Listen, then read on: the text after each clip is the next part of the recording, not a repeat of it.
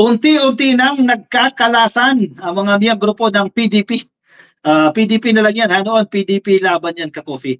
Unti-unti na po sila nagkakalasan ngayon. Ano nangyari? Ano, hindi nyo nagusto ang PDP? Naglalayasan na sila, ka-coffee. Anong nangyari dyan? Hindi ba kayo nagugustuhan sa kampo ni Digong? Bakit nag-aalisan kayo dyan sa PDP laban na yan? Kasi kahapon lang, si Governor Gwen Garcia ng Cebu, lumayas na rin dyan sa PDP laban. Sobrang powerful ng Cebu, ka-coffee. Pagdating ng halalan, controversial at powerful talaga. Nakakapag-deliver ng boto yan. Si Governor Gwen Garcia yan, ha? Nanay po yan ni Department of Tourism Secretary Garcia, no? Ngayon, may sumunod na naman. Mula na naman po sa Cebu, sa Mandawi City. Yan, nasa balita ng Manila Bulletin, Mandawi City Mayor bolts PDP laban. Another government official from Cebu has resigned from Partido Demokratiko Pilipino Lakas ng Bayan o PDP laban. Ayan, may letter, oh. Sige, basahin natin itong letter na yan, ka-coffee. Office of the Mayor, May 29, 2024. Honorable Jose Alvarez, ang presidente po ng PDP laban. Dear President Alvarez, I hope this letter finds you well.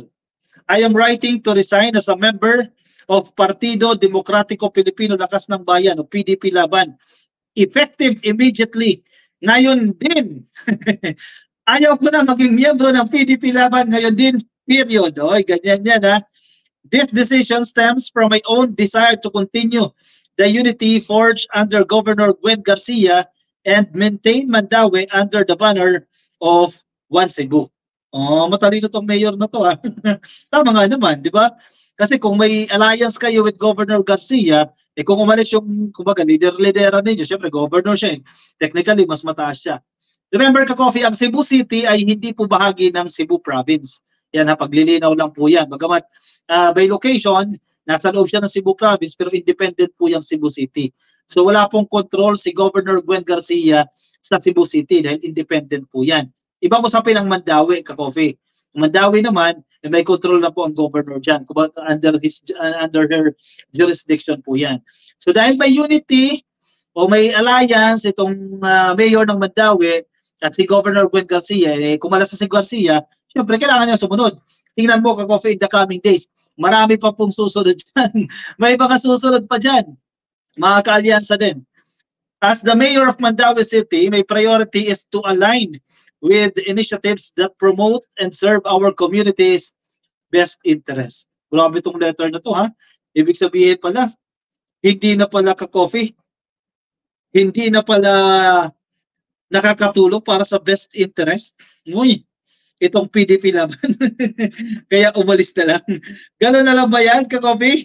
Naku, kawawa naman ang PDP laban, nauubusan na sila ng miyembro. Sabi nga nalalagasan na tayo dito, sir. Bakit ba? Dahil ba sa atin? O tayo ba problema dyan? Bakit nagkakalasan sa atin ng mga tao? Baka lang naman. Hindi yan absolute, ha? Baka kayo ang problema kung bakit nagkaalisan ng mga tao sa inyo dyan. Thank you for the opportunities and support provided to us or provided to me during my time with PDP Laban. I wish the party continued success and all its future endeavors. Respectfully yours, Jonas Cortez, ang mayor po ng Mandawi City. Ayan, may nakikinig ba sa atin mula sa Mandawi City? O sige, kumusta naman sa Mandawi dyan, ka-coffee? Anong masasabi ninyo dyan sa resignation na yan? Dati na lang ang tension dyan, ka-coffee. Pero malapit na kasi ang eleksyon, kaya medyo malaki-laking usapin ito Itong mga political butterflies o yung paglilipat-lipat ng mga partido. Lalo na ngayon na aminin natin sa hindi, damage na itong unity ni Sara Duterte at ni PBBM. So may kanya-kanya na rin sila dyan. So ano sa inyo dyan, ka-coffee? He cited Garcia's departure from PDP Laban as the main reason for his resignation. This decision stemmed from nabasa na natin ito, no? Si Garcia, isa po yan sa most influential, no? Garcia is the founding chairman of Cebu's influential party, One Cebu. At kung papansin niyo, tuwing halalan, ka-coffee, isa sa pinaka-nililigawan talaga ng mga politiko, yung mga senatorial aspirants, no, ay ang Cebu. Kasi napakaraming butante, ka-coffee, dyan sa Cebu. Kaya maya-maya nililigawan yan. Maya-maya nandiyan ng mga politiko kasi gusto nilang makuha yung boto, yung suporta ng mga residente po ng Cebu. Yun eh. I'm watching from Laguna kay Casey Alberca. Aurora Zamora, naka-like na ako ka-coffee. Thank you. Medyo mahina ang net mo ngayon ka-coffee. Oo nga eh. Pasensya na kayo ka-coffee. Napapansin ko rin. Medyo nag-blurry tayo ngayon eh. Duterte Kachupinas.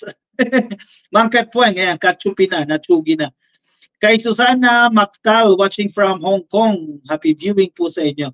Ayun, mukhang matatapos na ang political career nitong PDP laban. Paubos na sila ng paubos dyan. Ay, tingin nyo, nasasayahan kami sa Cebu kay PBBM, kay Ken Vincent. Yung baka hindi kayo nasasayahan, mga 10 kayo dyan. Mga 5 siguro, yan, mga hindi nasasayahan.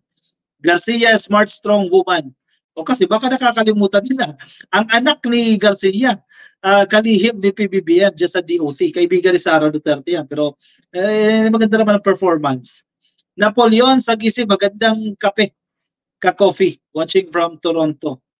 Dante Manuel, nanawa na sa kakarani kasi wala nang gaanong naniniwala. Yun na lang ka-coffee. Nagsawa na. Rally kayo ng rally, mura kayo ng mura dyan. Di ba? Paano kayo magugustuhan ng taong bayan? Ibig na sabihin ninyo, yung mga gusto ninyong pagbabago, gusto ninyong o ano yung maitutulong ninyo para umasenso yung Pilipinas, ang problema, puro kayo bangag, puro kayo mura, puro kayo kung ano-anong sasabihin ninyo kay PBBM, paano kayo magugustuhan ng taong bayan yan?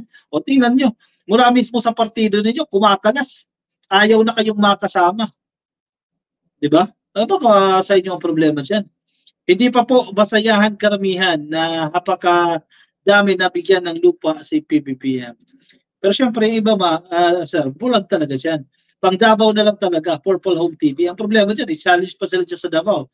Balita ko, mga Nograles, tatakbo daw dyan sa Davao. Ka-coffee, taga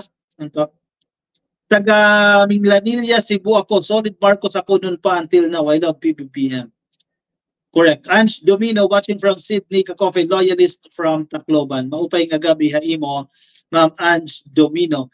Kay Oscar Buenaobra, oy, nagkalasa na sa PDP, mga tira-tira, uto-uto at TNG daw yun.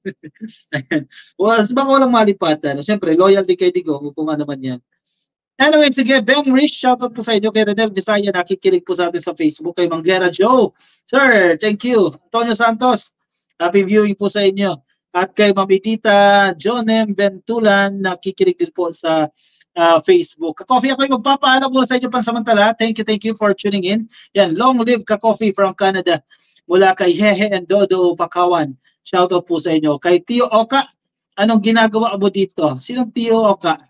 Jairo Dipio. Magkasama kayo nakikinig dito. O, sige. Thank you, Ka-coffee, sa mga sumama sa akin, Ka-coffee. Ingat po kayo, nasa po kayo panig ng daigdig. Mga nasa Facebook po dyan. Baka di pa po kayo naka-follow sa ating Facebook page. Palambing na lang din, Ka-coffee. Paklik lang po ng follow dyan sa Facebook. At kung nasa YouTube po kayo, paklik lang po ng subscribe. Ayan, nasa baba, Ka-coffee. Click lang po ang subscribe. At palike na rin, Ka-coffee, ng video na yan para sa ating attendance check. Thank you everyone. See you again tomorrow, Ka-coffee. Alas 10 po ng gabi ang ating live stream. Every day po yan. Minsan except Saturday, no? Thank you everyone. Paalam po. Bye-bye!